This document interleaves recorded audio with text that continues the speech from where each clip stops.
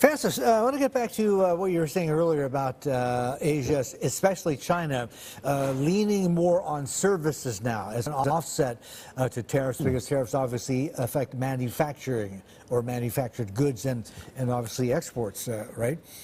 Seems like it could be a smart thing to do as well in China's case specifically, because as you all know, as an economist, right, services is a much bigger and greater jobs multiplier than even manufacturing, right? And obviously China does have, in many ways, an employment problem.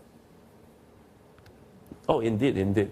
Now, the very strange thing in this trade war between US and the rest of the world, we constantly have only been looking at the current account or the trade deficit in goods, and that the US seems to be having a big deficit with the rest of the world because predominantly the US imports all the kind of manufactured goods that they're consuming onshore.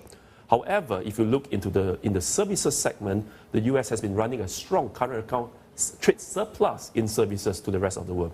So now, by defending manufacturing jobs in the US and by coming up with tariff against goods, the US could be losing competitiveness in services, because that forces the rest of the world outside of the US to up their game in services, fighting with the US in terms of the services trade balance. So that is a very interesting thing that I'm seeing right now. So in the case of China, just push them one direction, they will find ways to move another way. I mean, trade is like water. You don't stop trade, right?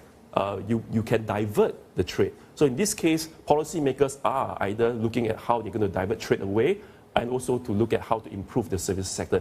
And China today no longer just export low value-added manufactured goods out to the rest of the world. They are exporting high-tech. They are even exporting talent. Their companies are moving out. They're exporting capital out of the world. They are exporting culture. They are also exporting food.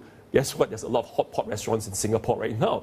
So all these are the soft power that China is exporting out that will help to mitigate any effect from tariffs anyway. Anyway, China's exposure at the end of the day for their value add against US domestic demand is very small. So, well, I think China can, or the rest of the world can effectively diversify away and be stronger in services. Like I mentioned just now to Sherry and to you, Martin, Singapore's services is more than 70% of our GDP. But at the end of the day, the interesting thing is a lot of the services sector are supporting the manufacturing sector. If the manufacturing sector sneezes, we will catch a cold as well in the services sector, but to a lesser extent than a direct impact.